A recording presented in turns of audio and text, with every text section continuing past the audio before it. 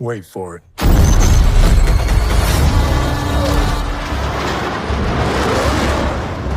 We're on the brink of war.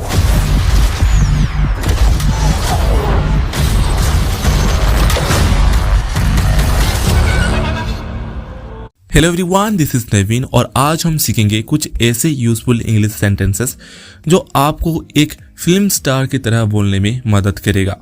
जी हाँ, आपने सही सुना, हम एक फिल्म टेलर्स यानी इस मूवीज में जितनी भी एक्टर ने डायलॉग्स कही है, मैं आप सभी को वो सभी यूजफुल इंग्लिश एक्सप्रेशन और सेंटेंसेस पिक करके लेके आया हूँ इस वीडियो में, जो आप सभी को स्पोकन इंग्लिश और कन्वर्सेशन में हेल्प करेगा। तो गाइस, अगर आप हमारे चैनल में न्यू हैं तो please visit our channel and watch all video, ताकि आपको समझ आ सके कि मैं किस तरह का वीडियो बनाता हूँ। तो गाइस, चलिए बिना किसी टाइम वेस्ट के बिना चलिए शुरू करते हैं।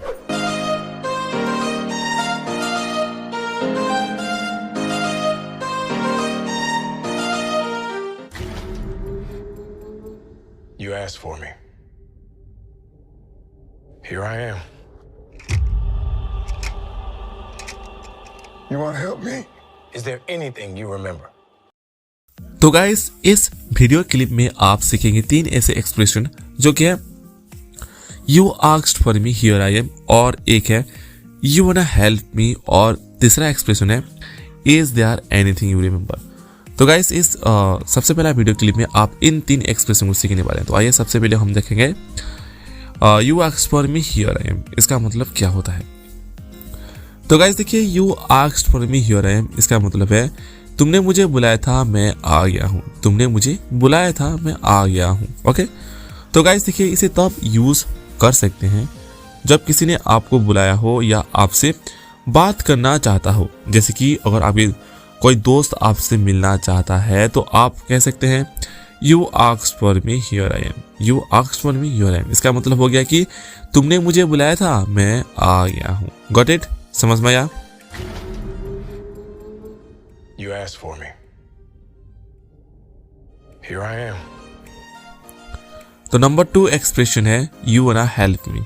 यू वांना हेल्प मी। तो गाइस देखिए, इसका मतलब है क्या तुम मेरी मदद करना चाहते हो। क्या तुम मेरी मदद करना चाहते हो। ओके, तो गाइस देखिए, ये तब काम आता है जब आप किसी से मदद की उम्मीद कर रहे हैं।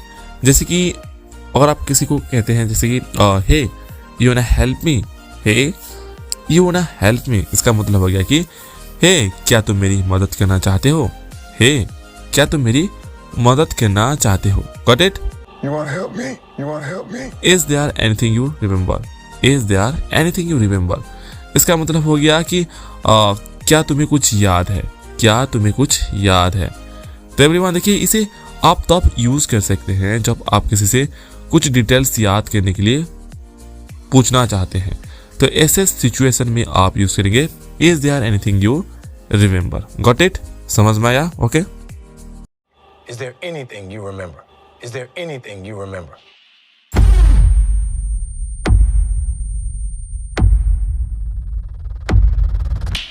Whatever this is, Camp, be careful. What do we know? There were 5 shooters. This was a coordinated terrorist attack, sir. I was a wartime general. Now I'm a wartime president. Your inner circle's been compromised. Let me fix it. तो everyone, इस video clip में आप सीखने वाले हैं whatever this is dot dot dot, be careful, what do we know, let me fix it. तो ये 3 expression इस वीडियो क्लिप में सीखने वाले हैं। तो आइए सबसे पहले हम देखते हैं whatever this is dot dot dot, be careful. तो गाइस देखिए, what ever this is dot dot dot, be careful, इसका मतलब क्या होता है। तो गाइस देखिए, इसका मतलब होता है यह जो भी है सावधान रहना। यह जो भी है सावधान रहना। ओके, तो गाइस देखिए, ये तब यूज किया जाता है जब आपको स्थिति के बारे में पता नहीं है, लेकिन आप सामने वाले के सतर्क रहने के लिए कह रहे हैं। तो ऐसे सिचुएशन में आप यूज करेंगे what ever this is dot dot dot, be careful. Okay, तो यहाँ पर देखिए what ever this is dot dot dot, be careful, यहाँ पर डॉट डॉट की जगह आप किसी के नाम को यूज कर सकते हैं। जैसे कि what ever this is Ram, be careful, इसका मतलब हो गया कि यह जो भी है राम, सावधान रहना। Got it? समझ में आया? Whatever this is, Cap, be careful. Next है what do we know. What do we know. तो गाइस देखिए व्हाट डू वी नो का मतलब है हमें क्या पता है, हमें क्या पता है. तो गाइस देखिए इसका यूज तब किया जाता है जब आप किसी स्थिति की जानकारी लेना चाहते हैं. यानी अगर आप किसी स्थिति की जानकारी लेना चाहते हैं तो बेसिक सिचुएशन में आप यूज करेंगे इंग्लिश में what do we know. Got it? What do we know? What do we know? Next है let me fix it. Let me fix it. तो इसका मतलब है मुझे उसे ठीक करने दो, मुझे उसे ठीक करने दो.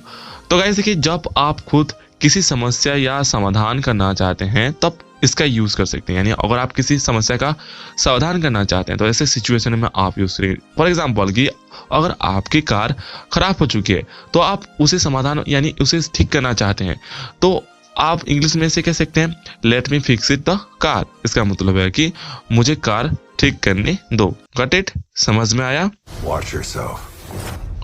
You're not Steve Rogers. You're right. I'm not.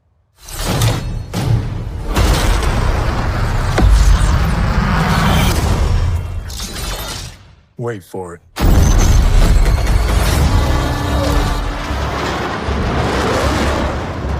We're on the brink of war.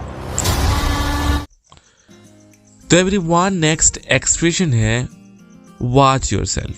Watch yourself. Okay. तो गाइस देखिए वॉच योरसेल्फ इसका मतलब है सावधान रहो. तो गाइस देखिए ये तब कहा जाता है जब आप किसी को सचेतन करना चाहते हैं तो ऐसे सिचुएशन में आप यूज करेंगे वॉच योरसेल्फ इस एक्सप्रेशन को. Got it? समझ में आया? ओके. नेक्स्ट एक्सप्रेशन है wait for it. Wait for it. तो गाइस देखिए वेट फॉर इट का मतलब है रुको. ओके. तो गाइस देखिए जब आप चाहते हैं कि कोई इंतजार करे और आगे आने वाली चीज का अनुमान लगाए तब इसका यूज किया जा सकता है. तो गाइस अगर आपकी फ्रेंड्स अगर आगे आने वाले रास्ता के बारे में कुछ भी नहीं जानता और वो अनुमान लगा रहा है कि आगे क्या है, आगे पत्थर है या जंगल है, वो कुछ भी नहीं जानता, अगर वो अनुमान लगा कर आपको कहे कि वेट फॉर इट राहुल तो आप वहां पर रुक सकते हैं. तो इसका मतलब हो गया कि रुको. ओके. समझ में आया? नेक्स्ट है we are on the wing of war. We are on the wing of war. तो गाइस देखिए we are on the wing of war का मतलब है हम युद्ध के कगार पर हैं. हम युद्ध के कगार पर हैं. तो गाइस देखिए ये इस समय इस्तेमाल होता है जब स्थिति और भी गंभीर हो सकती है. तो अगर स्थिति गंभीर है और युद्ध हो रही है तो ऐसे सिचुएशन में आप यूज करेंगे we are on the wing of war. इसका मतलब है कि हम युद्ध के कगार पर हैं. Got it? The strings on everything. You're under arrest.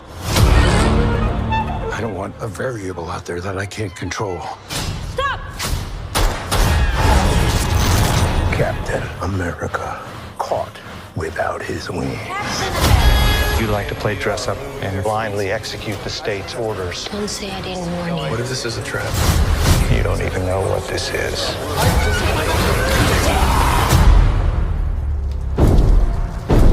Since when were they red?